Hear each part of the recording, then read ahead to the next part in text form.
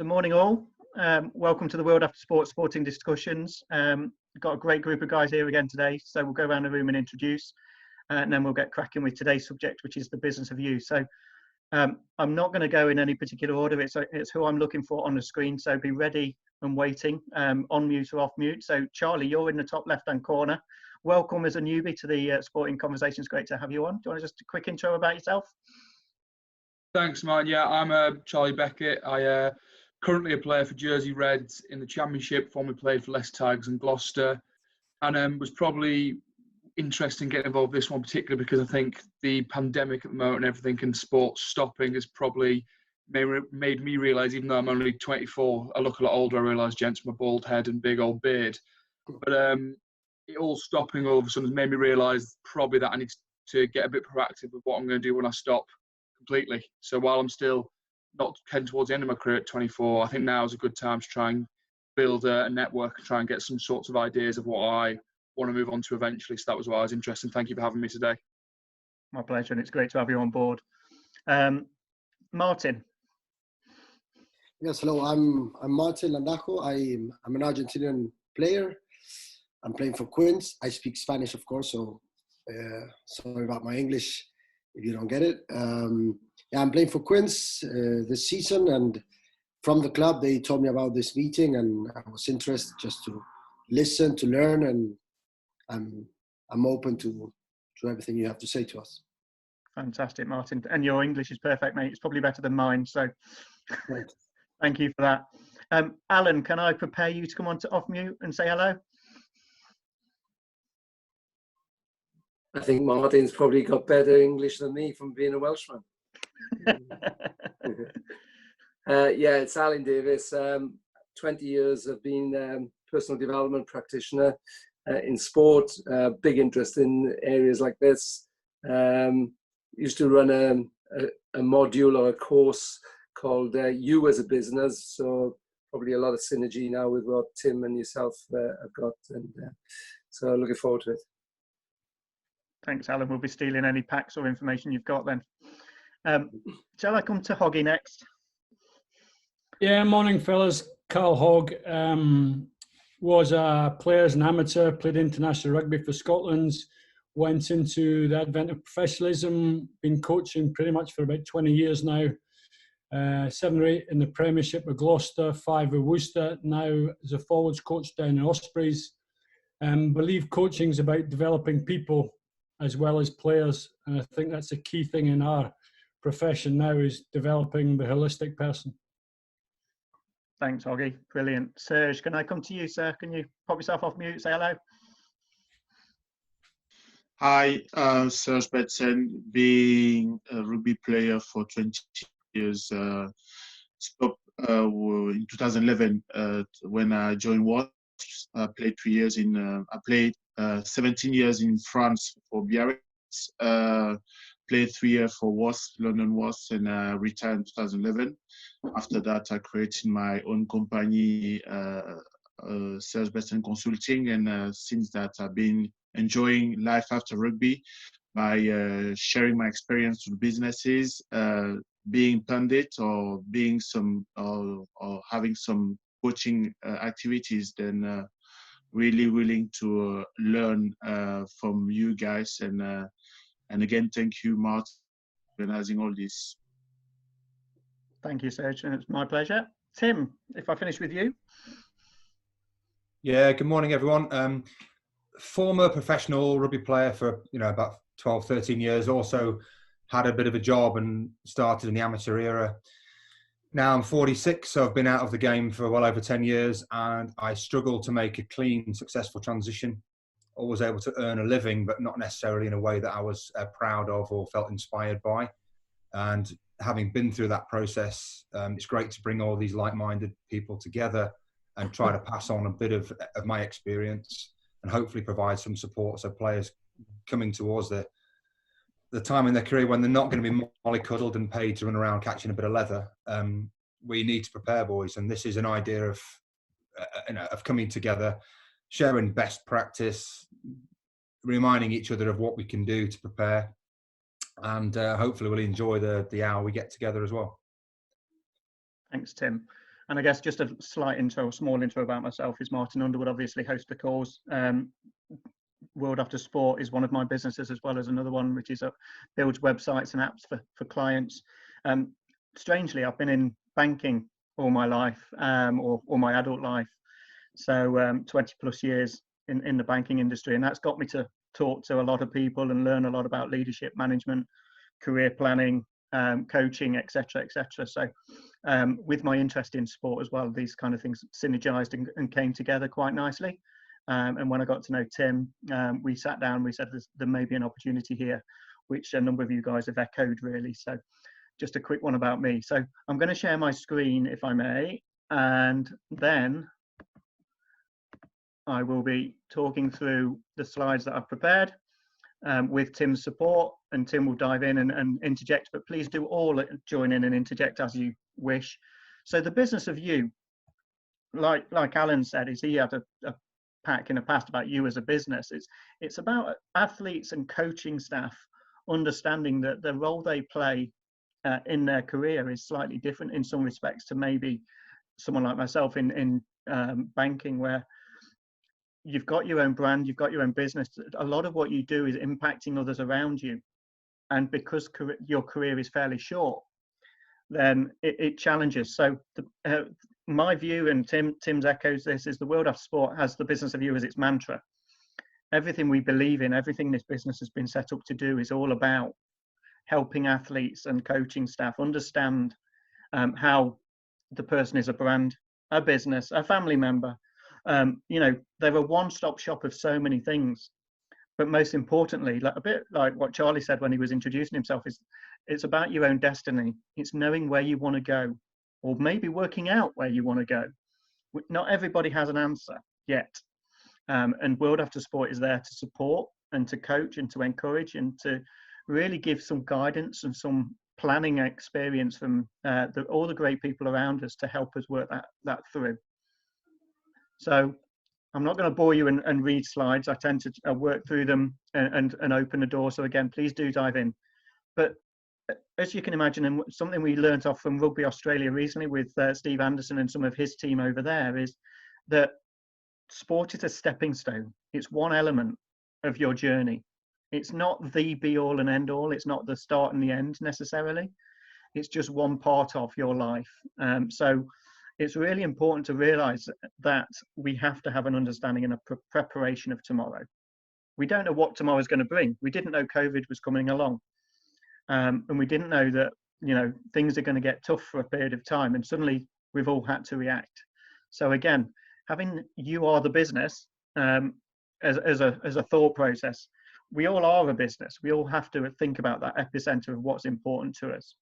So for me, it's about maximizing time now, taking advantage of some of the time we have on our hands maybe, and thinking about professionalism, professional life, future career, future ideas, running things, trying things. You know, I'm not saying you come up with one idea, you stick with it, you never change again.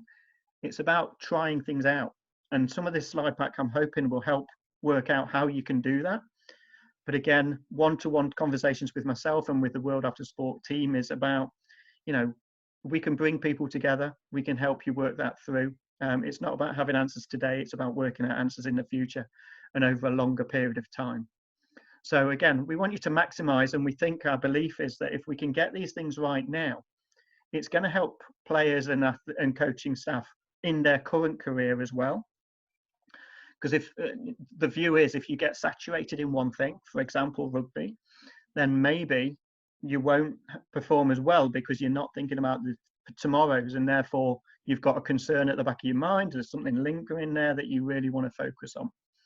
So by having a clear idea of where you want to get to, both in and out of sport, may just improve and influence and enhance your career on the pitch as much as off it. So you probably recognise, most of you probably recognise this chappie here, Mr. Back, former obviously England international and World Cup winner. So Backy there, half and half. He very kindly let me steal this photo from him. I think I lent him the tie by the looks of it. So I'm going to run through some of the thoughts and processes, but again, this is interactive, guys. Please do chip in if you've got any things. In business, we're encouraged to have a plan and a personal development plan. Certainly in the corporate world, and it's something that I instill in people that I work with even today, is if you've got an understanding of what you want to achieve, we can work out how to make it happen. If I don't know, then I can't help. And I can't see whether we're making progress and inroads into that. So having an idea of what do you want to achieve as an athlete, what do you want to achieve as not an athlete, maybe as a family member, or obviously as a business person. And by business person, I could mean a coach, a director of rugby, you know, the leader of a club. It doesn't matter what it is. It's having that understanding of what tomorrow is in your journey. And at the moment, you may be like Martin is 24 years of age and saying, not Martin, Charlie, and saying I'm 24 years of age and saying, do you know what, my first aspiration is to become captain. And then after that, it's becoming something else, and after that, it's becoming something else. So it's breaking those targets and those ambitions down and making them achievable, and obviously then working with the right people to make that happen. So having a plan, having an idea, and probably noting it down is the most important thing, because you can then assess yourself. Financial stability. Now, there's talk, and we can help with some of this. Is you know, pensions, investments, etc. We can put you in touch with the right people. Of course we can. We have contacts with some great guys in different organizations here, but also about the day-to-day spending, because again, as an athlete, we outside the sport assume athletes earn well, and they do earn well in the grand scheme of things, but having that understanding and that view that actually things may change and things will change when sport is done is really important. And really crucial to thinking, actually buying those £300 trainers or that really posh new phone is great, but what about thinking about the one below that that's half the price might be a sensible choice. And it's a really important thing to consider when working through the sporting life and working through sport as an athlete and as a coach, is just thinking about the informal, what we call the day-to-day spending, is just as important to think about as the future planning and the typical things we think about, like ISAs, like pensions and investments as well. This one's a crucial one in where World After Sport can help, and where we think athletes will really value support going forward, is that kit bag of experience and transferable skills. So a lot of what we talk about with athletes and coaches is things that I would talk about in the business and corporate world. And for me, having an understanding that actually meetings, communications, leadership, financial, marketing, talking to businesses are day-to-day activities in corporate world, just as they are in an athlete's or a coach's mind as well. So it's really important and reassuring, I would hope, to athletes and coaches to see that those things are very much in the limelight. We have meetings. We have meetings as players and coaches. We have meetings as corporate people. How we behave at those meetings, how those meetings are constructed might differ. But the essential thing is that we can transfer and develop and enhance on any skills that we've got. And for me, it's really crucial, again, that athletes can feel confident that what they can do today, they can do tomorrow. There may be some jiggery-pokery, there may be some tweaks, but they're not significant. And that should give the confidence to move forward in life and to move forward in the career. Just going to let Sean Long in, bear with me. So, Sean, I hope you can hear us. Give you a moment. Hi, Sean. Can't hear me yet. Sean, I'm just going to press on with the pack we've got. Hopefully you can see my screen. And the last slide the last half of this one is about ability to adapt. So I guess as a player or as a coach, you move between clubs and you sometimes move between positions. It's having that ability as a brand to adapt to the change and adapt to what's going on. And it's really important to be able to do that with, you know, if you are going to behave exactly this way, or if you're going to perform in exactly the same way wherever you are, then it's not going to necessarily help you. It's about learning from those experiences. And in my career in banking, I've worked for all of the top 4, if not top 5 banks now, so include Metro in there. They all have a difference of how you behave. They all have a difference of how you perform. They all have a difference of how they lead and how they expect you to lead, which means that when I go in as a company and as a business of myself, I need to adapt to their culture. I need to adapt to their expectations, work with them to understand what they are and how they're going to change. And it's very much the same as in sport, is you move clubs and you move around, though that change is going to happen. But some of the things that can happen, of course, is that you can take change into the new club or into the new business, and you can help influence how things may be. So, you know, I know Longy's only just joined us, but being someone who's come from rugby league and then to rugby union, from playing to coaching, means that he's got new ideas, fresh ideas that perhaps Quins or other clubs haven't thought about before. So they're powerful ideas that might actually enhance the club, enhance the performance on the pitch and or off it. So that's my side. If I can hand over to Simo to talk through, shall we say, Neil Back's prettier side. Well, yeah, I'll go back a little bit as well and say that as well as it's all about preparation, this, and talking about adapting to change. The most important thing is when you go to a new club or a new environment, you've already done your prep and you realise that the core values of that organisation are aligned to what you hold dear, to your core values. So that if you go through all of that as a brand, it's not about sacrificing or selling yourself short. I mean, my personal experience of the transition from rugby to professional life was I needed financial, stability. I lost most of my properties in the crash. I didn't get paid in Perpignan. So it meant that I was really up against it. And I just took jobs without having the knowledge of the culture or the people that I was working with. So, I didn't maximize my brand transition. I'd even go back a step and say, when you're working for a club, maybe you know me as a goal kicker or someone with a big boot. And I was, and that was how I got branded. But I hated being stereotyped as just someone that could kick. I know, but instead of maximizing it, instead of saying, okay, that's helped me be understood by the coach. I think I was sometimes labelled a bit of a jack of all trades, maybe a master of none. And I'd say you might use other analogies, say someone like an Austin Healey who could play in all the way along the back line. It may be counted against him. So I think you've also got to be aware that your image of yourself as a brand might not be the same as how you're viewed by the coach. And to assume that the coach is as obsessed with your performance as you are with your own is wrong. So having a consistent and clear message in how you work, how you train, how you talk, how you live is really crucial to help the people around you, those key people, relate to you and understand your strengths and obviously work with you to maybe overcome some of the weaknesses. So that's on the other side, that links in, what, how and why you think and care and how you speak. It reveals your core values. And obviously people can see you on a Saturday potentially playing, but also when we come off the field, how we perform 24/7. And I'd say this is also very revealing to yourself.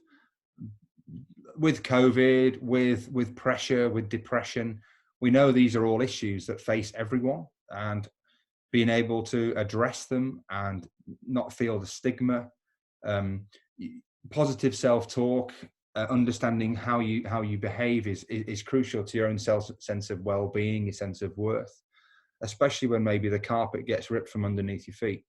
Like I said, it happened to me at Perpignan. And all of a sudden I was dealing with lawyers for 8 months, just trying to get back to the UK safely. COVID's no different. This was not in any of our plans. But if you stay true to your values, you understand your transferable skills, you can step by step start making a transition back to a better, more successful, sustainable future. So how you think, how you talk. The next slide, it's not just about how you do that with your coach or with your teammates or with your other coaches. It's just as important how you talk to your kids. It's just as important how you respond, to those sometimes irritations that you've got to deal with. You've got to be the best version of yourself as often as you can. That is your brand with everybody around you. So it's not just the formal way you deal with fans or the media or social media, but how you deal with everything in your life and everyone, and having a consistent message. And that is the best way of, in my opinion, of having mental strength or self-love, is that you can respect the guy you look in the mirror, not because you've scored the match-winning try or broken records on the field, but how you've dealt with everybody in your life, based on your values. And that's the true brand. You know, that's the stereotype I think we should all be working towards. And the point of the world after sport is that we don't let our sport define who we are. We don't let our rugby performance dictate to us how we feel about ourselves. Sport, whether we're coaching or playing, is just part of who we are. And if we're working on all of our core values, being the best version of ourselves 24/7, whatever hurdle comes along, I think you'll have the confidence and the self-confidence to overcome it.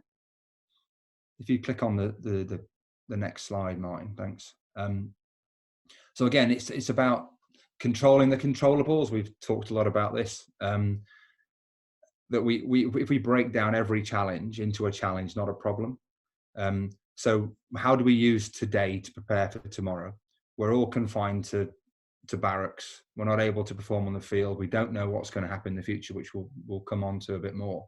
But how do we make the most of what we've got to make it transferable, to start building relationships now from home that are going to make, you know, our lives easier?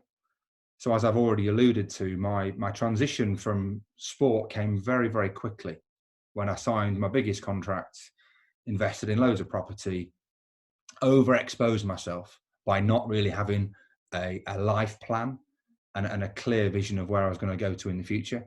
I was doing the best with what I had.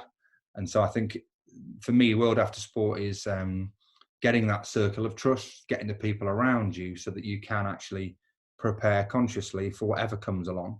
And you've sort of got a strategy in place, so that, you know, if you talk to guys in the coffee shop when you were playing and they were doing a degree or they were doing work experience, you know, I looked up to them and I thought, well, yeah, you've got your head screwed on. You've got a plan. You've got a mission.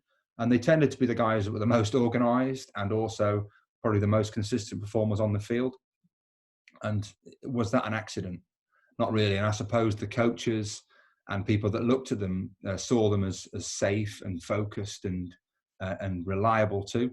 So I'd also say that rather than off the field development interfering with on the field performance, and I know that Hoggy feels very strongly about this too, that and all the evidence down in Australia, the more you prepare for life off it now, the better your performance on the field now.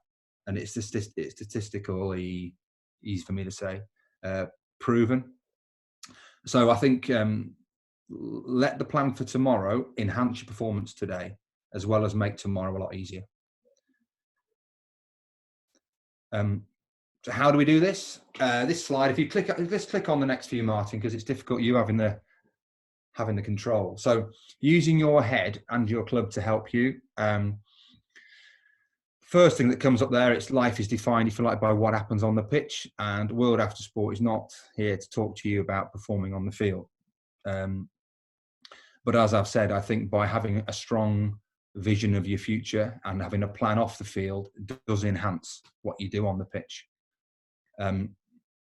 Think about, from a playing perspective, how you can relate and make the most of your opportunities. So if we go through the presentation here, it's sponsors. Consider all the sponsors that are there. Martin, actually, I met you because, you know, you were a sponsor at Leicester Tigers. Maybe our personal relationship is worth talking about here. Is that first of all, I'm naturally suspicious of people that love rugby too much, and but what, by developing a relationship with you, I think that and you being a sponsor at Leicester and me obviously being a former Leicester Tigers player, is quite a good example of how players can actually work to their betterment, to develop their futures by working with sponsors if they do it carefully. Do you want to talk about this bit? You have to take yourself off mute, mate.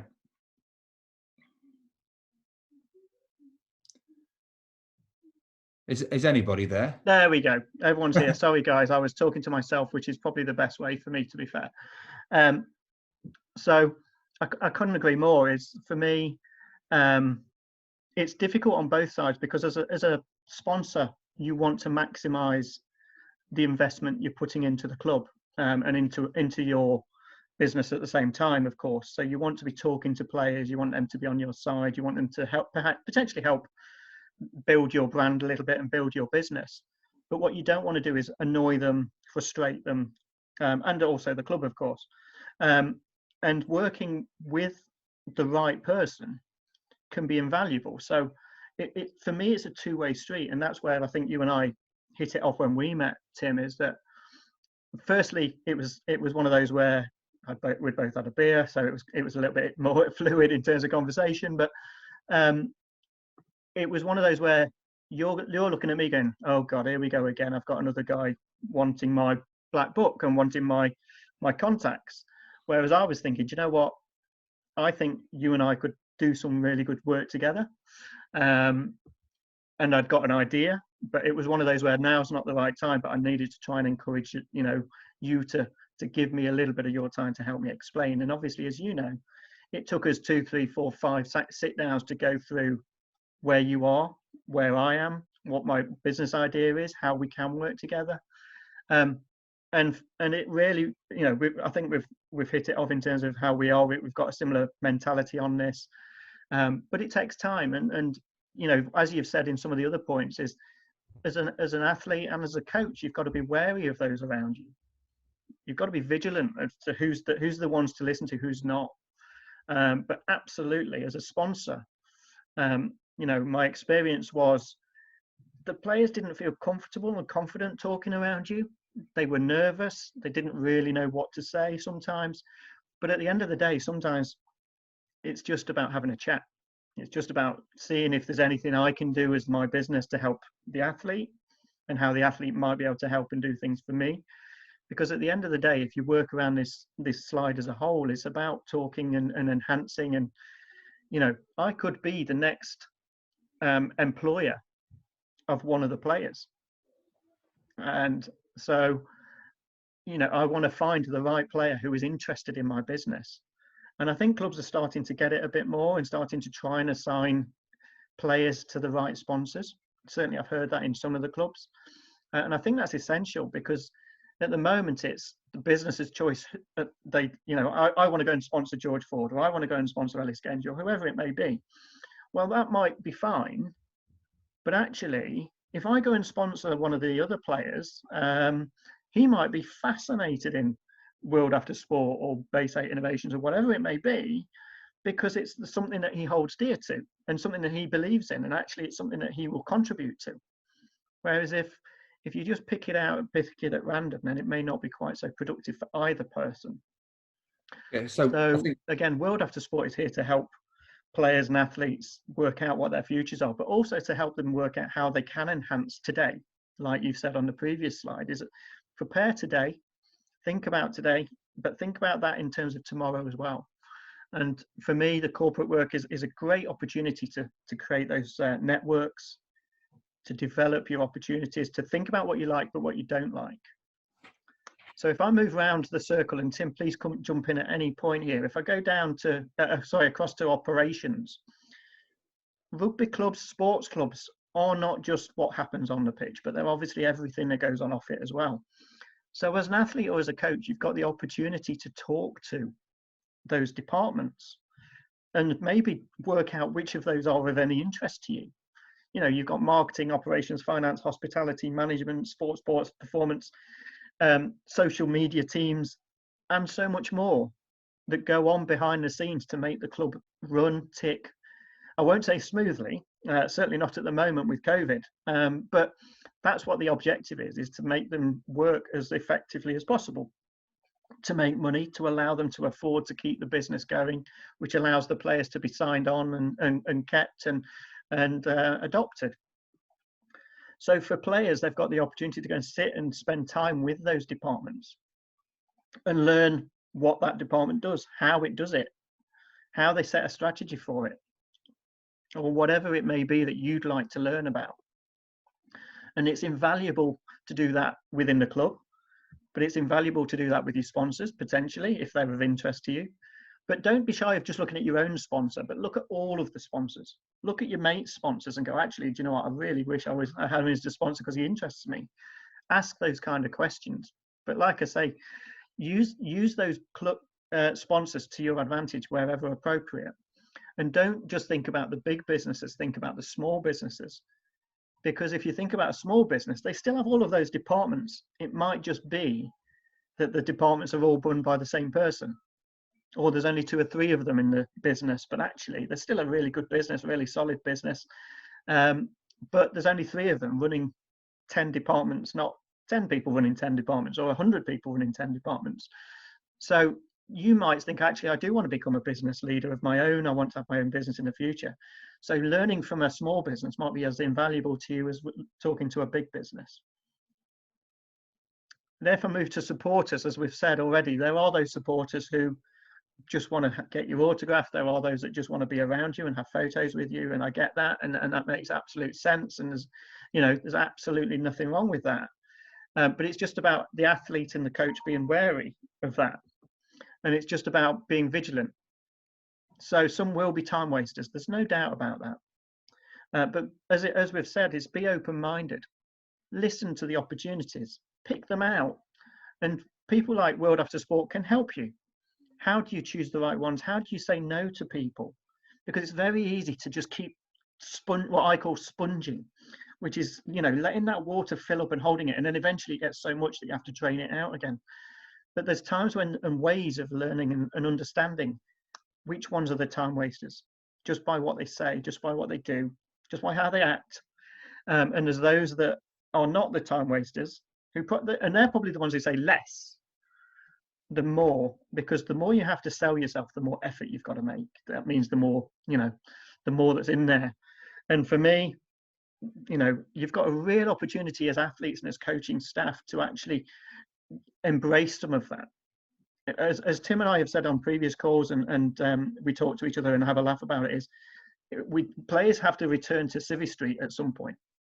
And now that might be just before they become a coach, but they still have to return to Civvy Street. And therefore, when you're in Civvy Street, people don't throw themselves at you and open the doors to you quite as welcomingly as when you're an athlete. So there's a real opportunity where we can, as World After Sport people, help drive employment, drive support, drive coaching, drive leadership, drive plans, etc., and help you move. And as the last or penultimate sentence says on the supporters one is, listen and let's see what we can learn. We can all learn something from someone. I'm learning every time I have these calls off somebody, and it's been fabulous for me to help me shape how World After Sport will go. But I'm hoping that it also helps you guys, and it's something that you'll go, actually, I just want to sound Martin out about that and have a conversation. Or actually, I've got a player, or I am a player who would like to get more coaching and support, and I would like to do more with Martin and with Tim and with all the people that we've got engaged in the business now. So, I'm hoping it's, again, two-way street. And the last one I'll come to just very quickly is local community, because it's the same thing, and I don't want to repeat myself too often, is, again, what's around you. Charlie, I'm going to look at you on that one and say, look, you're in Jersey. You've got this wonderful little island where you can zip around within an hour. So what's around you? What businesses are there that can help? You may be in, I don't know, in Cardiff, and there's loads of great businesses there. You may be in Leicester, and there's some great businesses there. What's around you, which is of stimulation of interest to you, that you could actually tap in and approach, and do your research, look into it, see what's there for your, these businesses will love the opportunity to work with people like athletes of all sports, of all interests. But it means that we've got to work together. And whatever we try and do, it does take, unfortunately, effort. It does take work. It does take research. It does take activity. And hopefully that's where myself can help a little bit. And all the people on this call can help and also be helped. So Tim, before I move to the next slide, is there anything you want to add to that? Yeah, I think it's just a question of it's a mindset, isn't it? That we instead of looking at a chore, all these opportunities, whether it be sponsors, supporters, local community, it's an opportunity for us to try and reach out and ask the simple question, what do you think of me? We don't know what our brand is. We make assumptions about what people think about us, but have we got the confidence to ask the question? Go to marketing and say, what value am I to you? Go to a bank manager and say, what value could I be to you? What skills are you looking for? What competencies that I've got are you looking for in the work environment? And start asking the questions. Don't be scared. And just it's that mindset to say that when we're not on the field, when I'm not doing my ergo, when I'm not running a coaching session, I've got to be working just as hard at the business of me, with the contacts that I can get into. And although it's tricky, and you want to play on Saturdays if you're a player, whatever, but your brand value is at its height really when you don't need it. You've got your income, you've got your security, you've got the lads wanting to go and have a coffee. But if you can maximize the access you've got to all these important decision makers now, if you can start clarifying where your strengths are, but also where your weaknesses are, and what sort of business you want to get involved with, you can start organizing that work experience. You can start drilling down a little bit into your own skill gaps. If you want to go and work in say physical education, say you want to be a personal fitness trainer, how do I do it? Start the journey. Is it something you could actually be doing now, as opposed to waiting till you lose your income, you lose your confidence, potentially by then you've got 2 or 3 kids, by then you've got a big mortgage. So the idea is that you use the people around you to suck out information to help you develop in all your little pots, which we'll go through, Martin, a bit quicker, I think, so lads don't get bored. We will. Let's just skip on to the next slide.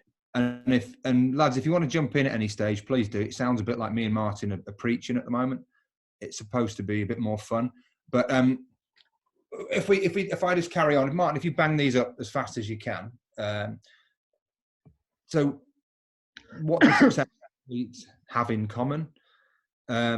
These are all little bubbles that we can all relate to, aren't they? They're successful. They have got a brilliant behavior set. They can perform under pressure. They get loved by people, so they get endorsement contracts.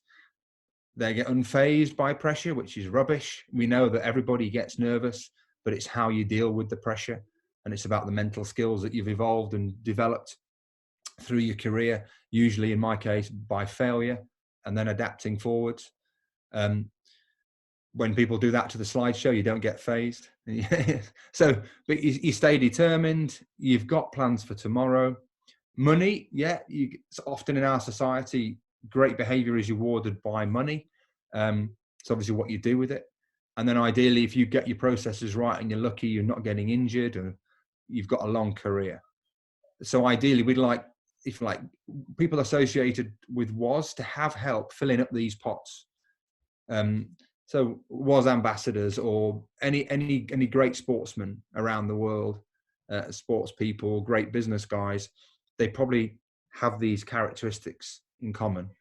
But they've also, this one at the bottom is one of my favorite quotes, the myth of perfection. None of this was given. None of this was you were born with. It's hard work, and by definition, any skill can be evolved, can be developed. And I think the point of this is it's not just for when you're age 24 or 34 or 44. Your whole life's going to be a mindset of continually trying to evolve and develop and work at all these elements of performance, because the world's going to keep on changing.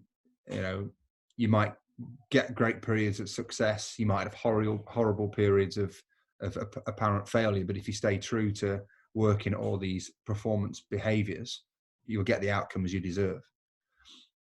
If we move on again, Martin, a bit. Before we do, Tim, can I just open the room, see if anyone's got any questions or queries or any comments that they'd like to make just before you move to the next slide?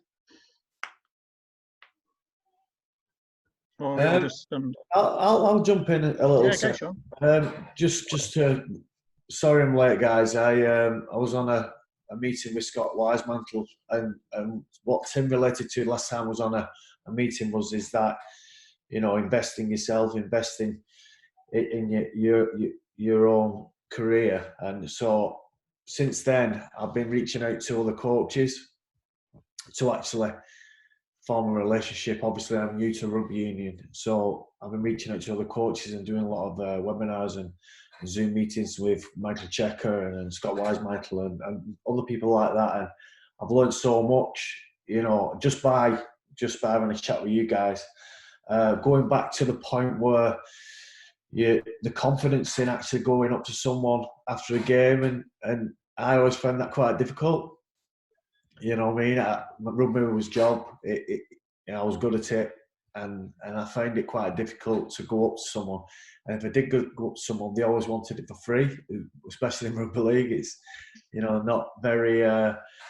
They've not got a lot of brass, but it is the confidence thing for me.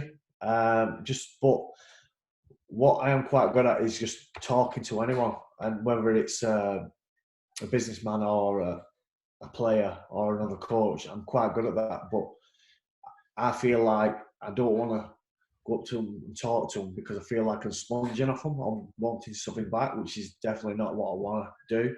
So that's the balance I've tried to find. Is I'm not talking to you because I want something off you. I'm talking to you because just for a chat. So that's where I'm coming from. Well, Sean, I think it's quite common for sports people. And I'm privileged to work with all sorts of guys, and we've all said, yeah, we were actually pretty shit scared of being found out to be pretty ordinary.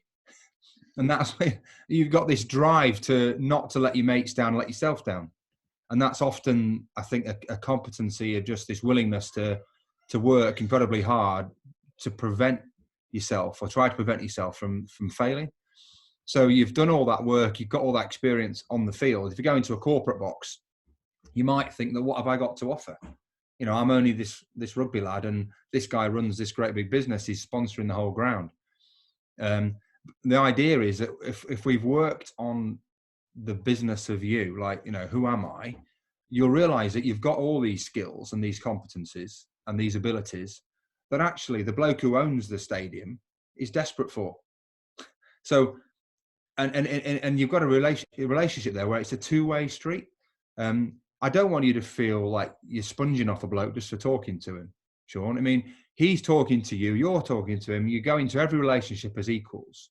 Treat other people as you want to be treated by, you know, yourself. And just be honest and ask questions.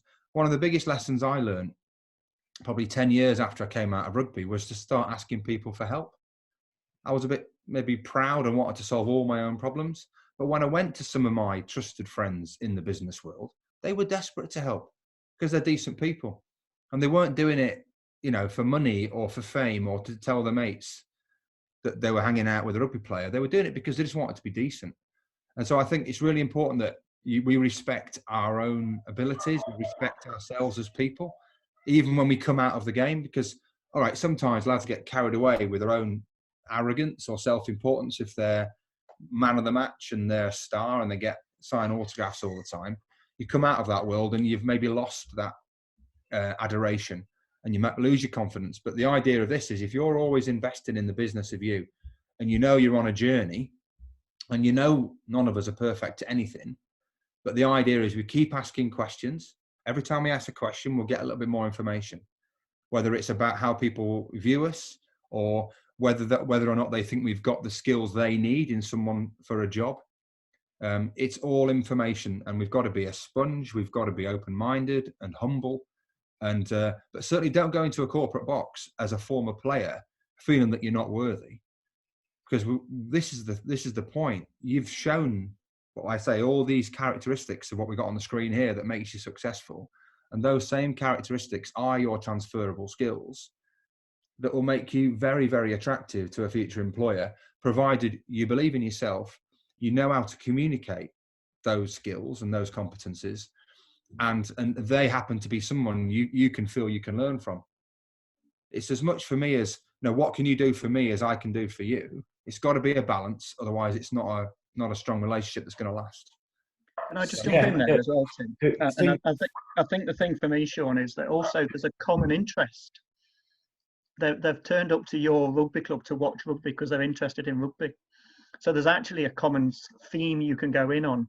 But most importantly, I think as well, seek to be introduced rather than, because I know what you're saying is I walk into a room of 25 people. Oh my God, I've got to try and make conversation with someone. That's tough. And we can, and I can help you and I can help others with how to do that a little bit.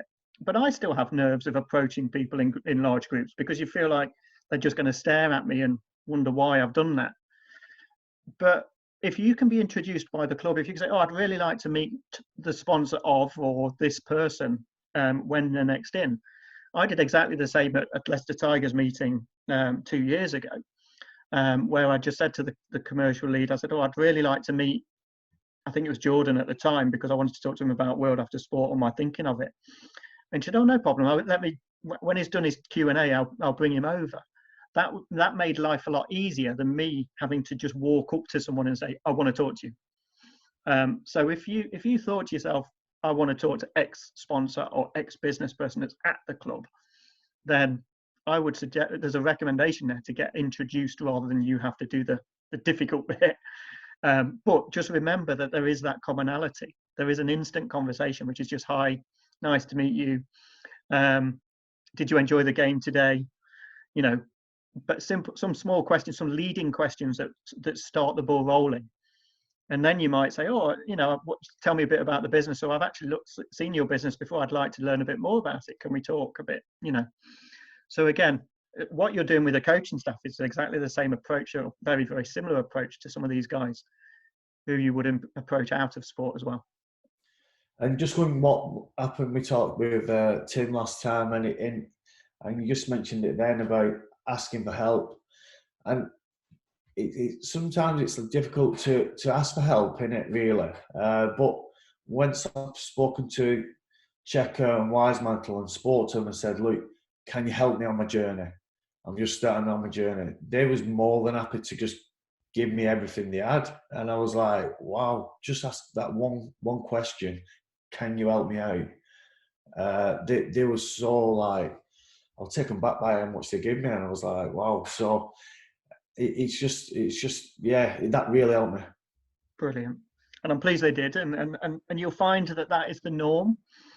It is.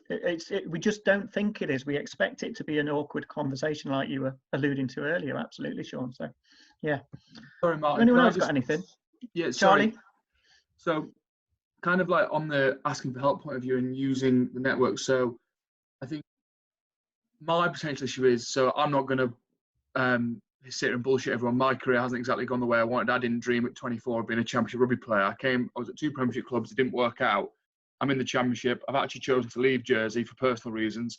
COVID happened. End of this month, I run out of contract. I haven't got anywhere sorted yet because of the pandemic. Like, that's the brutal honesty of my situation at the moment.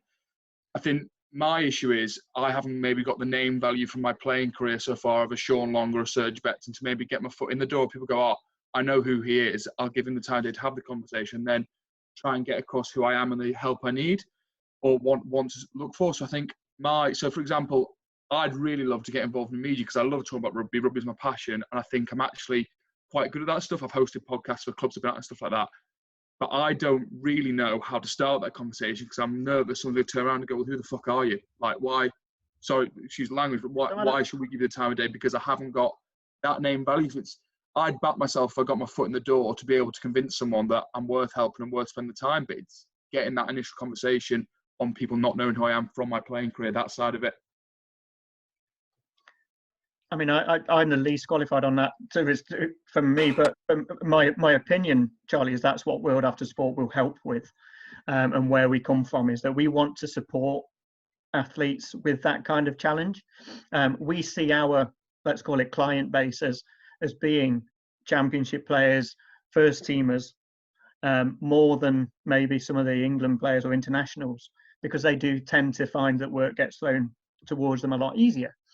But we want to support absolutely anybody and everybody in that.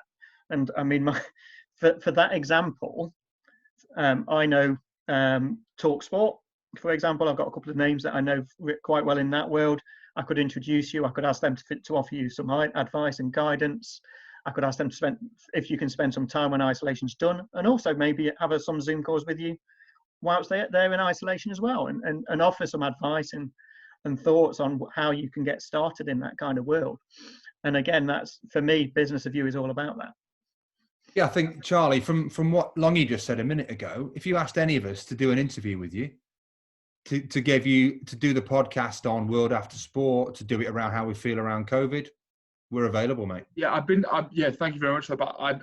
So I might very well take you up on that. I've been quite fortunate I've been lucky that through clubs and ages, I've played with a lot of the boys who are currently playing for England, playing around. So I've actually got Lewis Ludlam today on Instagram Live. I've been using that to do like interviews and stuff. So I'm trying to build my portfolio through that. But like I say, for me, it is the initial part of, well, who the hell is Charlie Beckett? That's the bit I struggle with. When I'm sat there, I feel comfortable. It's just getting that first bit done. Charlie, you come across as a really proactive, and I'm not being patronising, but a really great bloke. In 30 seconds, and I'm sure everybody on the podcast going, oh, his quality is, because you've got your head screwed on, and you're making positive, bold decisions for your life. And I think the point about World After Sport is to help you translate your abilities to make it viable, so you can go into wherever you want to go into the media world, and have a CV to smack them. It's not about, we know a badge like an England badge is great, you get a little asterisk in the program and it opens the door. But when you're in the door, what have we got? We probably haven't had to graft as hard as you have to maximize your skills. I admire people who overachieve on their ability, more than the people that've got all the ability, but they toss it off. And they have a short, bright window, and then they get really upset. And I want to support those people as well. But I'd say that knowing how to build your CV, how to use your network, how to not undersell yourself. Mate, you've played at the top level of the game. And you've got every right to say, I've been an elite performer for probably 15 years of sacrifice that you've put in to be the player that you are. And the fact you haven't got the external recognition is the same as 99% of rugby players. The good news is most of the people I meet in business are failed sports people who weren't prepared to fail in life. Let's say, I'm not saying you failed. I'm coming across like I get what you mean. You know what I mean? It's like, this is only the journey. This is like the 5, 10, 15-year bit at the start of our lives. We're going to be working another 40 years. Yeah. And it's about you seeing this. It's a bit of a dip in security, but it's an opening of an opportunity for you. And to have that, I mean, if you think about most of the population, to have been able to do what they're passionate about, to be able to played and travelled and now be potentially you've got to create yourself as like the thought leader and that on like podcasts and stuff. You can be a real star in the rugby world because of your relationships and because of your hard work. And I think people like Martin have helped me slow down, calm down, focus on the next step of the journey. Don't try and start 4 businesses all at the same time and panic. That's what I was doing. I was just, taking the money, paying the mortgage, looking after the kids. I didn't have chance to build a plan. And I think what I did with working with people like Martin and World After Sport was just to have give myself a break, build that core base and start investing in, okay, who can we call? Where are the 10 numbers that we can go to? What are the questions we've got to ask? And every day you can hopefully build your perceived value to the market you want to go into. And I think you're incredibly well placed with what you've already done. You're not like a punt, are you? You've already got proven ability where you've been able to deliver what it sounds like. So it's about maximizing the selling, if you like, of that brand and that potential. And making sure that any skill gaps or networking gaps you haven't got, we can help facilitate. Thank you, Tim, can I chip in? Yeah. Very quick, and then I'll hand over to Alan to throw his 2 pence in as well. Is we want people to have a plan. The word plan is something you'll hear from us a lot. Life plan, performance plan, whichever way you want to call it. And the fact that you have an idea of where you want to go, the fact that you are 24, so you know, fingers crossed, we've still got 10 years of athletics still in us yet, at least, means that people like World After Sport can work with you step by step, small steps rather than great big ones. When you're 32 and you're going, oh God, tomorrow's when I want to change, you know, and that's where Jonathan Davis was saying to us about 6 weeks ago is you need to have an idea of where you want to be at 31. Because when you're at 31, you know what your next steps are and you know where you want to get to. So the more time we can spend working out what your 31 years of age is going to look like, the better. So, you know, we are very, very keen to talk with people like yourself and say, you know, it is small steps. I don't want, you know, I wouldn't want you panicking going, oh God, next year is everything. We want to sit down with you, we want to work it through and go, right. But like Tim said, bite-sized chunks. What can I achieve in the next 6 months? What can I achieve in the 6 months after that? You know, going on a course and learning about business or learning about media or learning about anything is fantastic. Of course it is. But what are you going to do with it when you've got it? And I often see the RPA advertising an athlete has achieved a degree in something, which is brilliant. What next? Where do they take that career understanding and that education that they've just grasped? Because if you don't do anything with it for 5 years, you've wasted that education because you've forgotten about some of it. 2, you've not applied it. So therefore, an employer is going to say, but why wouldn't I recruit someone who learned last year or has just graduated because they've got it fresh? So Alan, you were we want to work with people effectively. Sorry, Tim. Sorry, Alan was going to jump in. And I was going to pass to Alan. Yes. Sorry.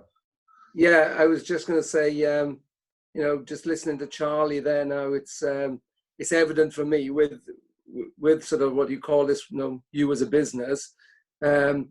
I've done this for, like I say, for 20 years. And I always ask the question, what's your greatest asset? And they all say things like my house, my car, my salary, my way. I'm going, no, your greatest asset is you. And you, Charlie, have definitely got a huge asset there. You know, you're self-driven. You've got an idea. And that's what people got to realize. This is, I think, about the business of you. It's not somebody else's business. This is about the individual. No two individuals are alike. And it's brilliant, you know, just, you know, I shouldn't say it like this, but this isn't rocket science, but it's actually supporting the guys who want to progress and grow. And this is what we've said all along, you know, with rugby players, is that at the moment, and it's not everybody, but there's an element of, I'm entitled to this, or no, give me this, or I want that, rather than, no, this is what I need.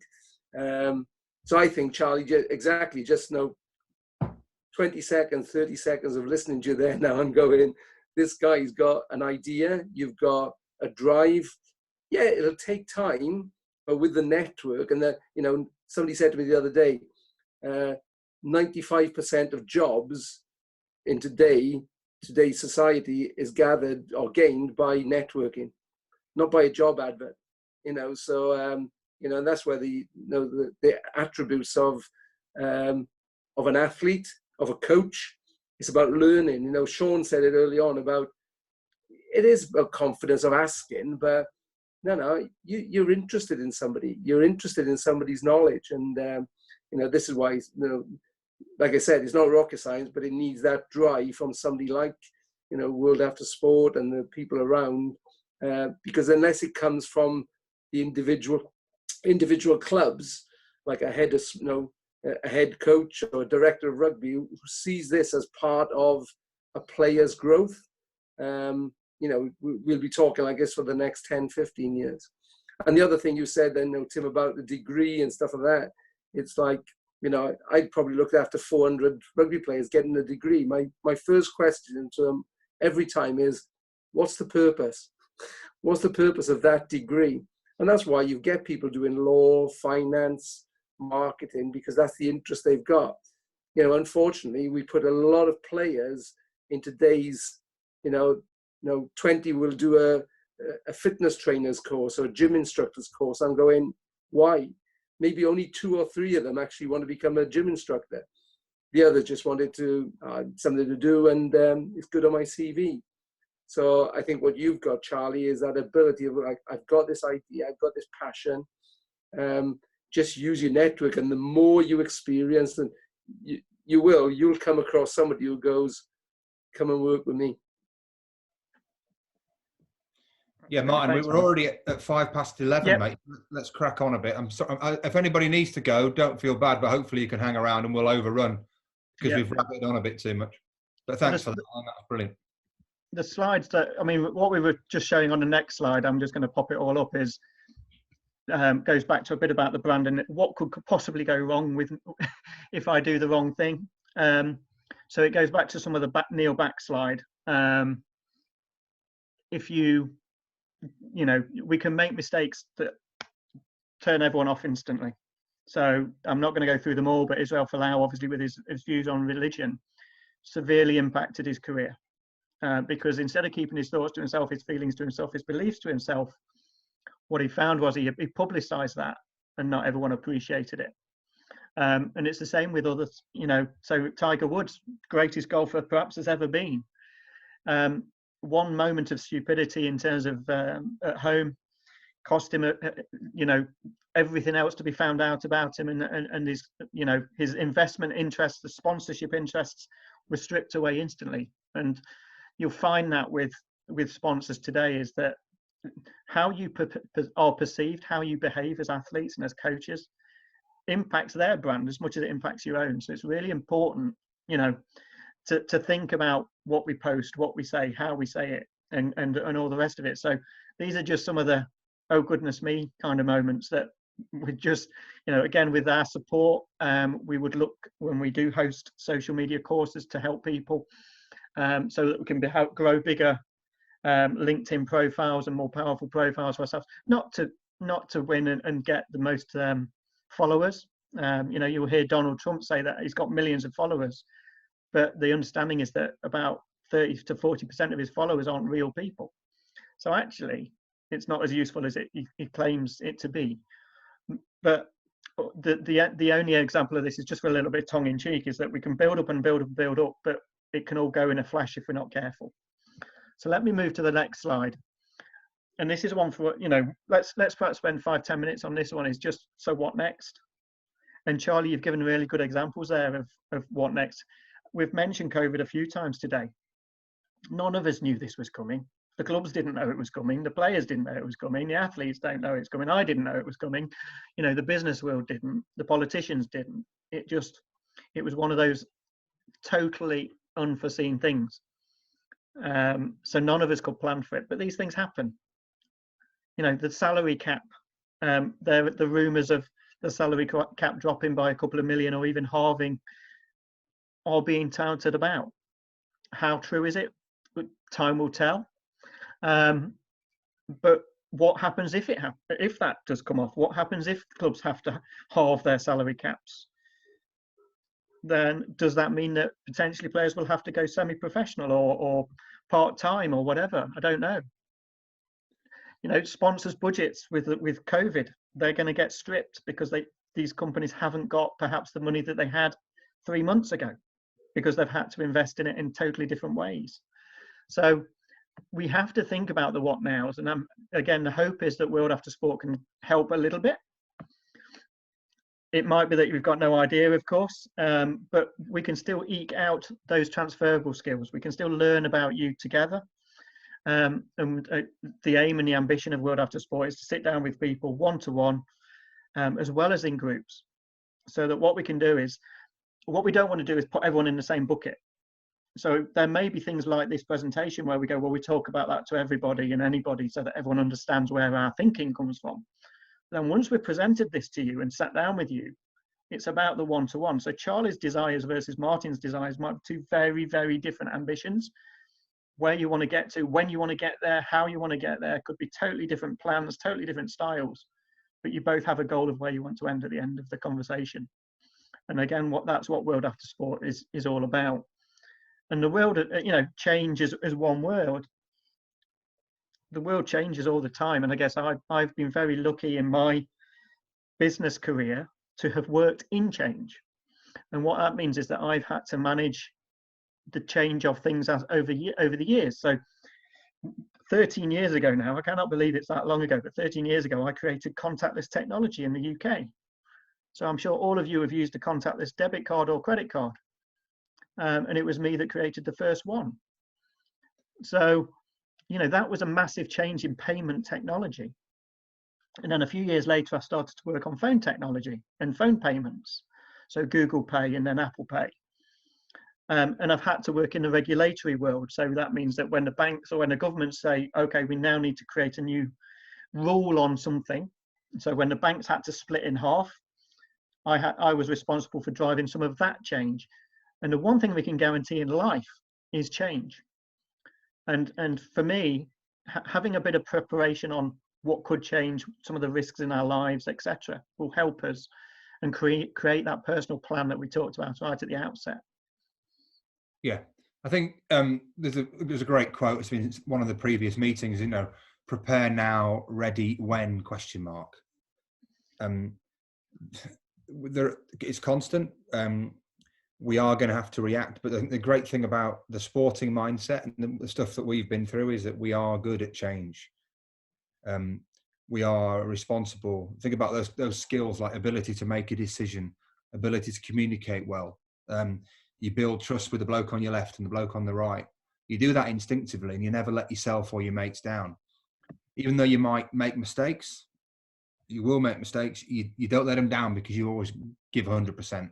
And those are transferable skills that I think every business will need. And I think it's important that we stay in love with ourselves, even though when we go through tough times. Give yourself a break, take a breath, realize that you've worked incredibly hard through the first 20, 30, 40 years of your life, and there's still 30, 40, 50 years to go. And we're just here to try to help you market the brand, build the brand, which is basically building the business of you. It's building what you have, so you know yourself when you look in the mirror, what you represent, and then you can go and explain that to your wife, to your kids. You can walk the walk. But then if all of a sudden you are, in this example, about to become a media personality, it's a leap of faith, but you back yourself. You've got mates around you. People like us will be there. World After Sport doesn't necessarily focus on the player during his sporting career. We want to help that player, but really we're talking about the next 40, 50, 60, 70 years. You lot can pick up the phone in 20, 30 years' time and say, Stimo, what do you reckon about this? Do you know somebody here? That's the old culture, isn't it? The old culture of the changing room, being part of a club, earning the respect of all your mates and always being able to call on each other. The fact that Longy's been able to reach out to a couple of coaches on the back of some of these webinars, and he's going, I can't believe how great they are. I can't believe how much I'm learning. Then it's working. So we're not going to create the perfect person ever. We just need to keep working on all those bits, working together as a team. We know that from rugby. On your own, you might score the odd try, but as a squad, as a club, you might win the odd tournament. But what we don't do when we finish playing rugby is stay tight with each other. We don't let our networks help us because we get all proud. So let's remember the thing: ask for help, have a plan. The quicker you work on that plan, the better.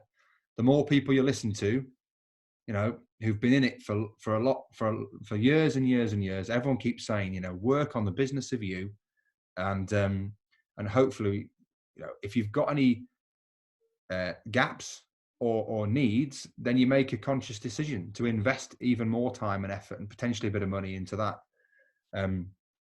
But has anyone else got any thoughts? Has this been quite useful? Yeah, it's been very useful for me. And one of you guys spoke before. I read a book recently, and it was, if you see a staircase there, which is quite high, it's quite daunting. It's hard to take the first step, but don't think about that. Take the first step, and then the next step will come after that. Even if you're not ready for that big, massive staircase, just take the first step. I think sometimes we're all in that situation. You take that first step, whether you're ready to climb the staircase, but then take the next one, then the next one, then the next one, and then within how long you're going to be at the top. And it's just having the courage to take the first step on that staircase, and then things will follow. And that's what I'm learning as I go along. Brilliant analogy, that, Sean. You're absolutely right. You know, and that's what I say when I say bite-sized chunks. Is, again, I might see a 14-inch pizza, which it looks a lot in front of me, but if I take the first bite, then I'll be all right. Much prefer pizza to steps, to be fair, but you know. I prefer yours to mine. One slice at a time. Within this pack, and I'm not going to go through any more slides with you, is just to let you know that things like what Tim said are in here. And again, this slide pack was developed more for spending 3 hours with people on rather than an hour and a quarter, because there are slides here which I'm happy to share that just say, do you know what people think of you? Do you know what your brand is? You know, a very short exercise, go and get feedback. And again, one of the things in corporate world is that you'll have heard, you know, you hear about bank bonuses all the time. And one thing we have to do, or what I had to do on a regular basis, was get feedback from people around me, whether it was people, my leadership people above me, whether it was people who work for me, whether it's people who work with me. I had to get the feedback, and that feedback assessed my end of year bonuses. So the reason I say that to you is because actually it helps, because if you can see that the way that you approach things might not quite align to what everyone else think, or that the way that everyone else likes, then it's about you thinking about how to adapt that approach. And, you know, we talk about in sport, the hairdryer treatment. You know, I know Alex Ferguson, famous for the hairdryer treatment. Brian Clough, one of my heroes of the past, had the hairdryer treatment. Today, you're not going to get, it doesn't seem like you can get away with it in the same way. So that the arm around you is the new approach. The wrap them in cotton wool is the new approach. But also that every player is also different. So again, it's about the coach's understanding. And I think, Hoggy, you've said it many times too, is everybody that you speak to, every member of the club is different. So therefore, the approach you have with each of them could be different. So I'll shut up because Hoggy's come off mute, and I'll pass over if you want, Hoggy. No, just quickly, I'm listening to conversation, and I think Charlie, he's clearly got an idea of where he wants to go to, which is fantastic. But I would think the majority of players don't really know what they want to do post-rugby. And I'm listening to Longy talk about, you know, you go into a corporate box and it's uncomfortable and you feel as if you're forcing yourself into their space. And I'm just wondering, Martin and Stimmer, if there's a school of thought of, remember the old university milk rounds where companies came into universities and said, listen, this is what we do. This is how we operate, and we can have X, Y, and Z. I think rugby is going to go through a huge change over the next 18 months, couple of years. And is there a vehicle for World After Sport to entice companies to come to clubs and sell themselves and tout for we're really proud of what we produce as a sport. We have driven, disciplined, high-performing people, and we play the ultimate team sport. Everybody tells me these are the values, these are the behaviours that companies want. Why couldn't we attract companies to come in and tout for our players? And they came in to me and said, oh, listen, this is our portfolio, this is what we do. Oof, I wouldn't mind a crack of that. Could I come and have some work experience, work a couple of days, and build the relationship the other way? So companies are getting the asset of us as players or players, rather than players having to go and find their journey, go and find and impose themselves on I say, into business domain.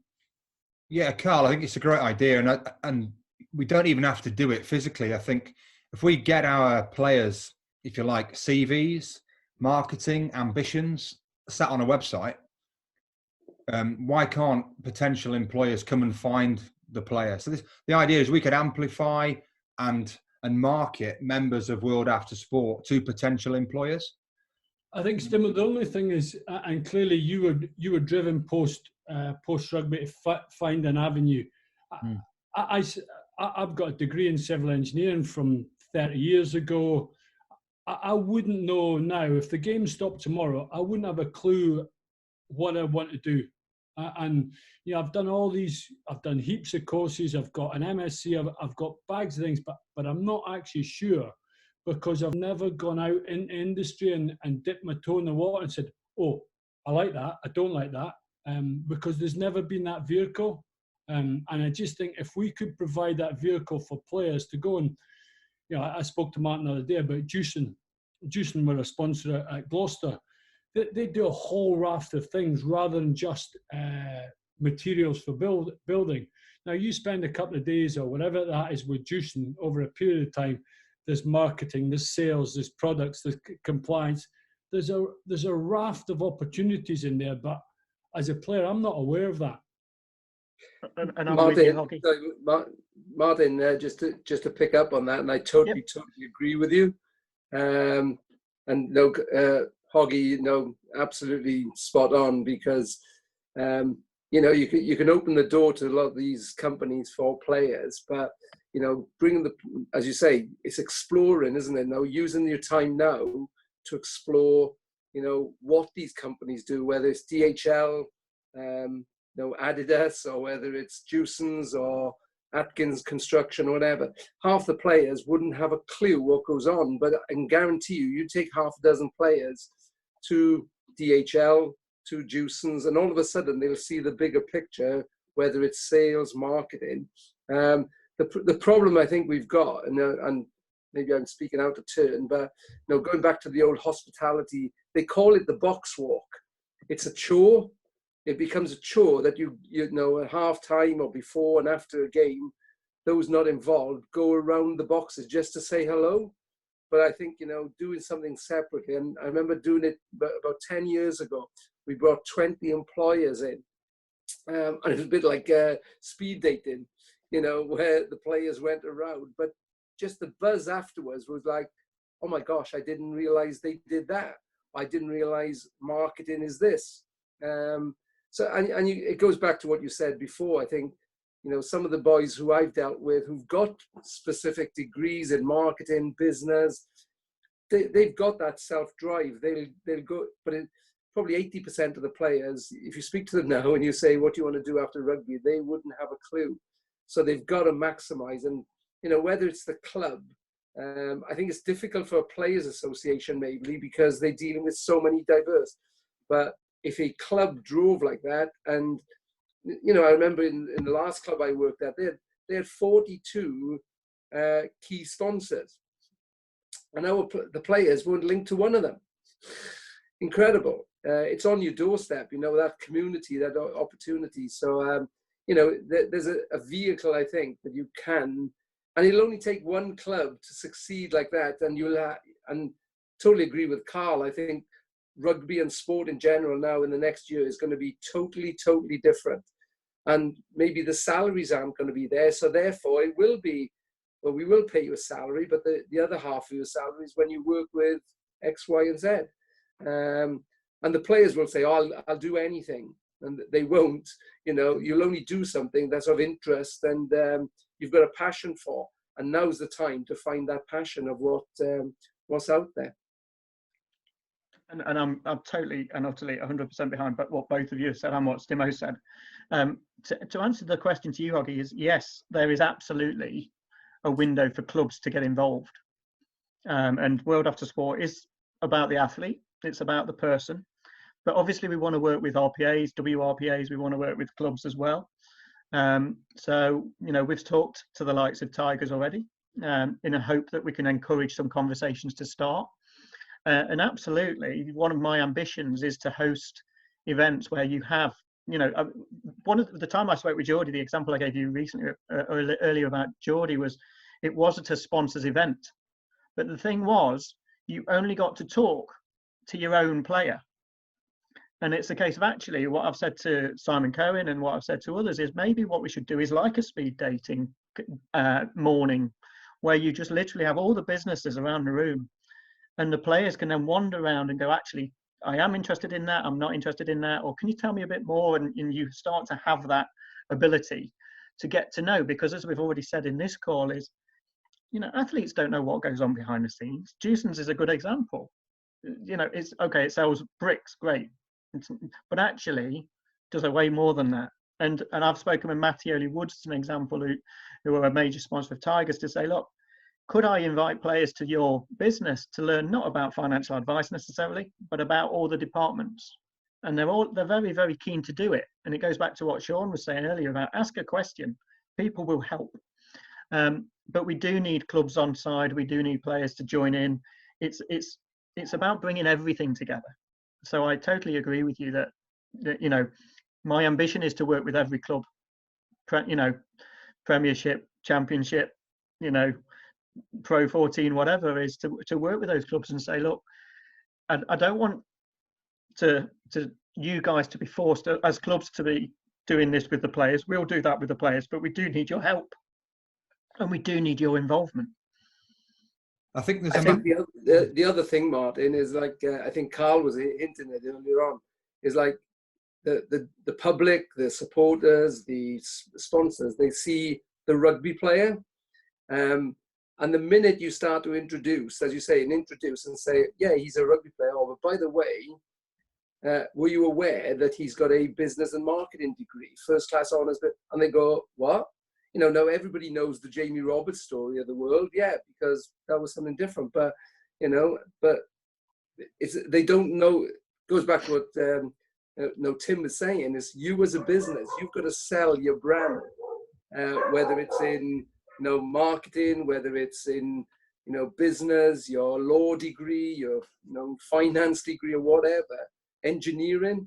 As I said, I'm working at Swansea, and probably 30% of our sports scholars are doing an engineering course. And then you speak to them and you say why.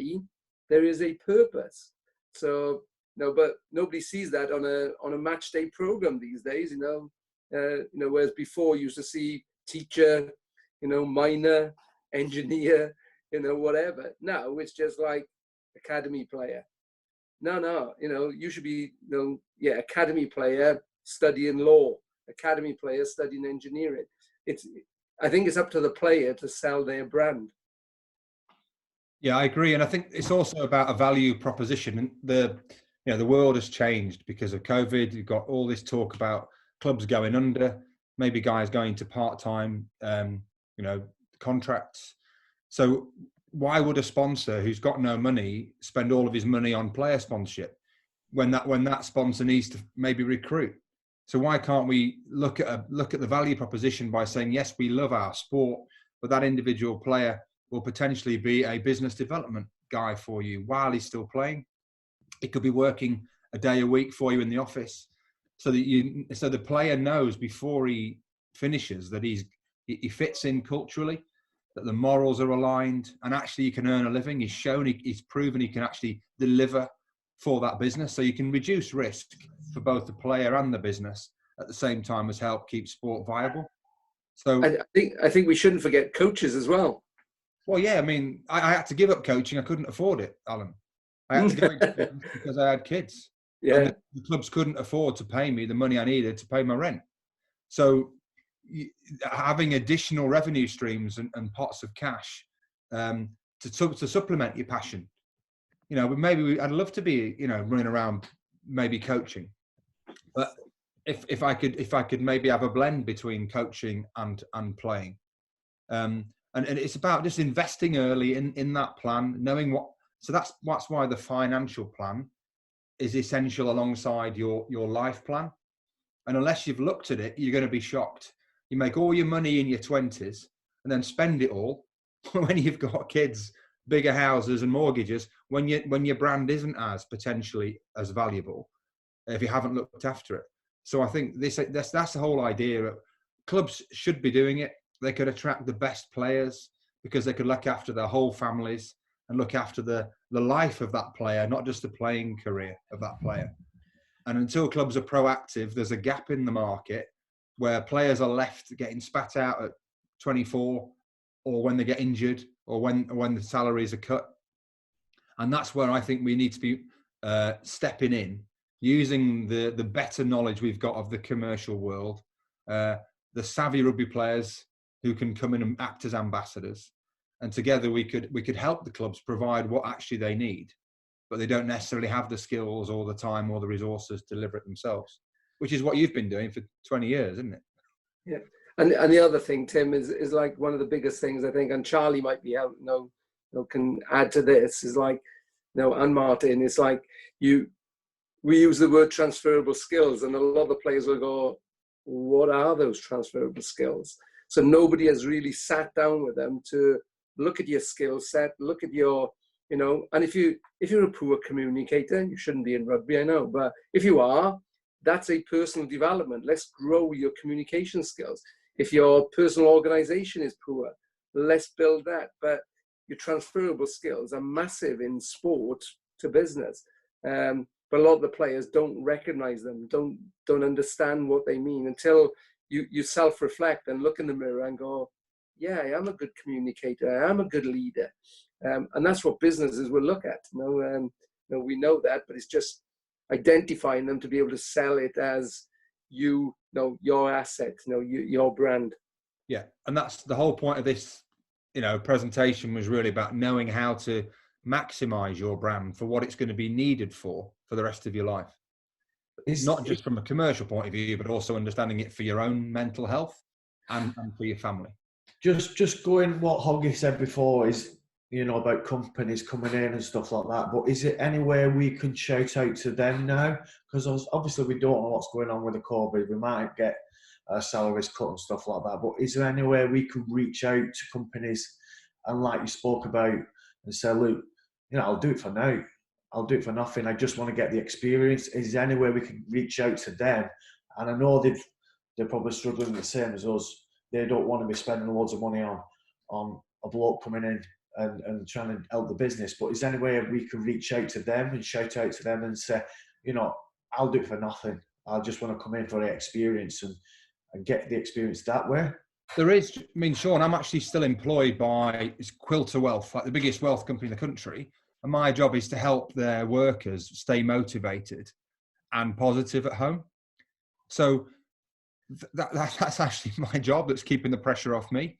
And there's no reason why you can't be offering, we have Friday night, who wouldn't want to listen? All right. Sean Long, I come from Wakefield, so I watched you play for years.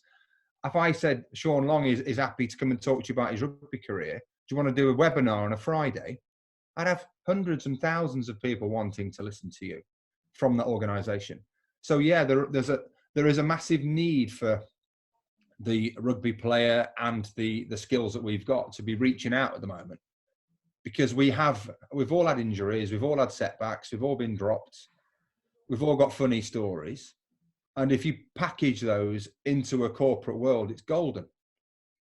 And it really helps, because you're not preaching to the bloke who's in the accounts department saying he's crap at accounts.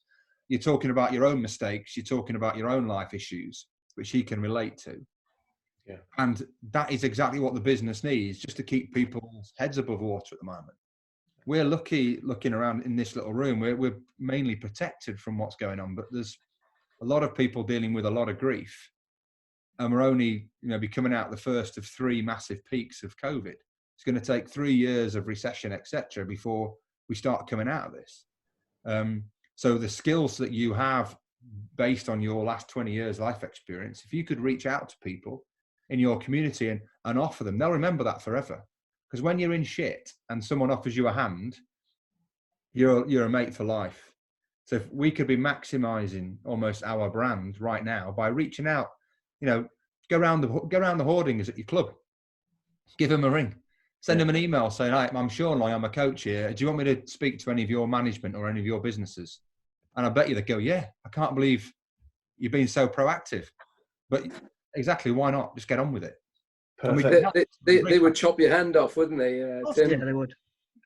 Can I just, guys, I'm conscious that we're, time, and unfortunately I need to wrap up, but Longy, the other thing is, we can talk to the clubs, so I'm happy to, even on your behalf or whatever, talk to Quins and see whether we can set up things like Hoggy's suggested. Or, like Tim said, so we do something and actually invite corporates or maybe even all the sponsors of Quins to come onto a Zoom with us and say, right, so this is what we're looking for. Are you all on board with us, in bed with us to do this? And then all those that put their hand up and say, yes, we are, we can start to talk to them about, right, okay, great. We're going to talk to the players. and the coaching staff, and we're going to see which of them are interested in each of your businesses, and we're going to try and partner you up with someone, for the next 3 months. But always willing to do those kind of things.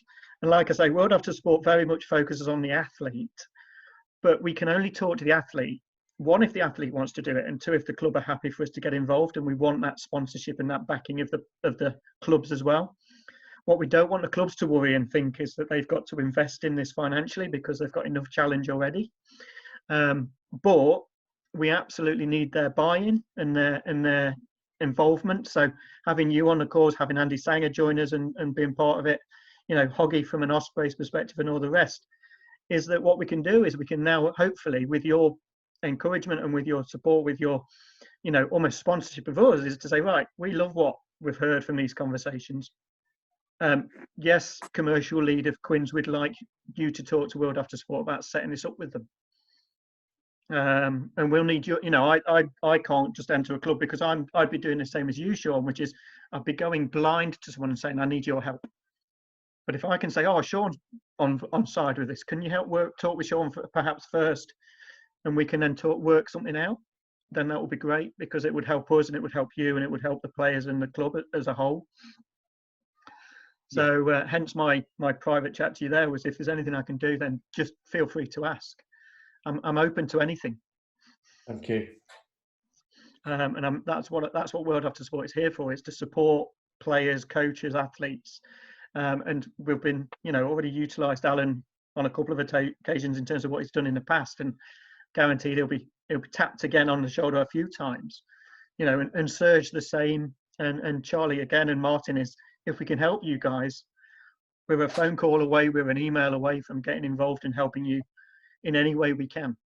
So, like I say, I'm conscious of time. Unfortunately, I'm going to have to wrap up in a second, but I will go around the room quickly and see if there's anything last minute or any just feedback on today, if I may. So let me go around. Let me do that. Let me go around the room and just ask, one, how have you found today? And two, if there's anything I can help with straight away, or if you'd just like to think about it and come back to me later, that's absolutely fine as well. So similar order to earlier. Longy, I'll come to you last. So Charlie, come to you first. Thoughts of today and anything you've taken? Oh, I just want to say a big thank you for having me, lads. I realise I'm at a different point in my career to all of you, maybe more similar to Martin, but obviously in different places. It's been really helpful to listen to people who maybe have made the transition that in the next 5-10 years I'll be looking to make and made it successfully, and maybe things they wish they could have known as they were doing it and stuff like that. And obviously the offer of what I look to do next, the offer of help in this World After Sport network. So I found it really interesting. I just want to thank you all for having me and really appreciate the offer of help. And I'm sure when I've had more to think about and what I want to do, I might very well be taking some of you up on that offer. And the same with me. I don't know what I could essentially do for any of you really, but if there is anything, feel free. Martin has my contact details, knows how to get hold of me. I'm happy to help in any way I can. Like, I can't remember who said it earlier, but we kind of leave a changing room when we finish playing or at the end of the season, etc. Like, it's quite nice to feel like you're part of a team still, even though now. So if then I can do to help anyone, let me know. But thanks for having me and helping out today. Thank you, Charlie. Cheers, mate. Martin, can I come to you next? Yeah, I'm here. Sorry, I'm really sorry about I have to close the video because I had the little boy running all over the house. That's all right. Don't worry. I was here all the time, so I Good. really want to say sorry about it. No, not at all. Have you found it useful? Yeah. I really enjoyed it. I really liked it. I made lots of notes, but I think, as you said, I learned something today. So I'm taking that. I have my mind a bit open now, so that's a good start. And yeah, I think it was a great chat. I enjoyed everything you say, every one of the guys here. So just to say thanks. My pleasure. And what I'll do, Martin, is send you an email so you've got my email details and phone details. If I can help, I will. Yeah. Sean.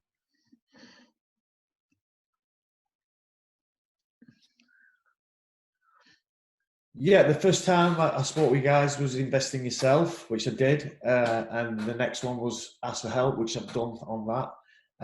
Now, for me, now to take the next step even redder is actually having the confidence to go out there and just speak to people in the corporate world. You know, like you spoke about there, just get in touch with them by email or whatever. If there's anything I can help you out with, do reaching out with them and having that confidence to do that. Because obviously I'm not ready yet to with my future. I don't know where it's going to go. You know, coaching might not last forever, like Augie said, and we need a plan and we need to set goals and in our life. So they're my takeaways, and I'd like to thank you very much for that. Thanks, Sean. Appreciated. Alan. Yeah, thanks for including me again. It's been great, and listening to the others as well. As I said, I've been in this sort of field for 20 years, and you know, you hear similar scenarios. You hear similar, you know, external commercial companies. Oops, sorry, I lost you then. You know, external companies who offer, but I think there's genuine benefit for a group of people like ourselves to really make a difference, because I think rugby is going to look different. I think sport's going to look different. And we all talk about personal development. So maybe it's now the time that clubs, sports, change the way they view their assets, which are the players. And hopefully the players and the coaches as well, you know, get more out of it. So anything I can contribute to, I'd be more than happy. Thanks for having me. Cheers, Alan. Hoggy. Yeah, just really interesting today.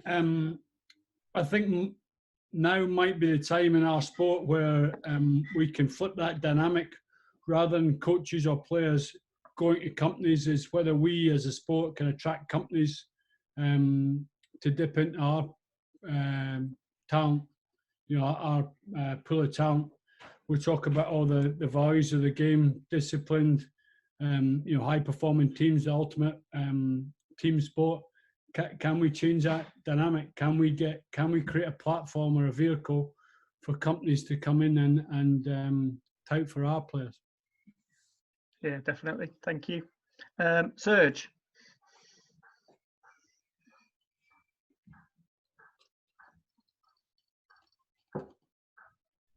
No, I'm really happy to the session today. Well done, guys. Everyone had a great input on the session.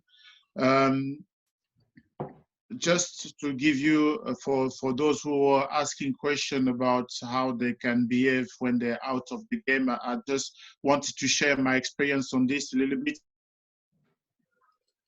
saying that when you are playing to score a try or to be a prop, you need to rely on others when you're on the field, and the success of the try is come from you.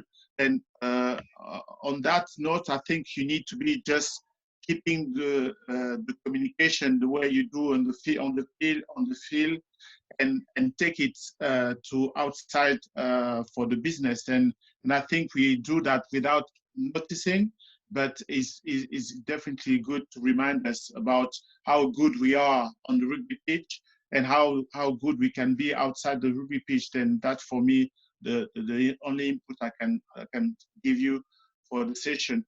That overall, I think Augie have a great idea to pull out the business into the business, pull out the business into the clubs. And I think rugby has got a great asset of how we can share with the business people. And definitely, I think there is a business model there where by knowing our value, our assets, we can definitely drag a lot of businesses into the clubs in order to be able to sell them all the value rugby had. And yeah, I think there's a lot to do in that sense, and hopefully World After Sport will manage to get and develop that. And I'm really open to continue talking, and also for the players who are still playing, don't hesitate to have my numbers or my contact to if you need something. Thank you, Serge. Really appreciate it. I'm going to say thank you because I'm going to let Tim have the last couple of words. But no, thanks, guys, for all your time today. Thanks for your contributions. And please do drop us an email if we can help. or give us a call. Of course, if we can help them, please just let us know. So Tim, last couple of words from you. Guys, it's just really, really, really nice to hear you fellas are getting value from what we're doing. And points from Sean about can we reach out and, you know, go to our sponsors. Points from Carl saying now's the time to sort of reach out as individual athletes and coaches to those businesses. I think it's inspired me to go a little bit more commercial on this idea that we could all, the people on this call have got so much to offer to lots of businesses, which would be of value to us potentially for our earnings in the future, but also for our, you know, what do you call it? Our sense of value that we can. And so I think that all the points that have been made by you, I think it just stresses that we need to keep on with this World After Sport project and suggest that we can offer it to the clubs, but also to potential sponsors. Selling the proven ability, the values, the business of you that we've got, and by us doing it, hopefully will inspire more current players to realise they can do it too. Because we have got a new world, haven't we? We've got financial, real issues around the viability of sport as a full-time sport. So the need for change has never been more acute. And I think people on this call and the people who have been on previous calls have got a lot to offer in providing a solution both for the club and for the player. So thanks for your time, guys. It's been great. Brilliant wrap up. Thanks, guys, and have a great afternoon. The sun's out, so enjoy it. And we'll be having another session or two in a couple of weeks. Thanks, guys. Have a great day. Take care. Cheers, mate. Cheers, lads. Cheers, guys.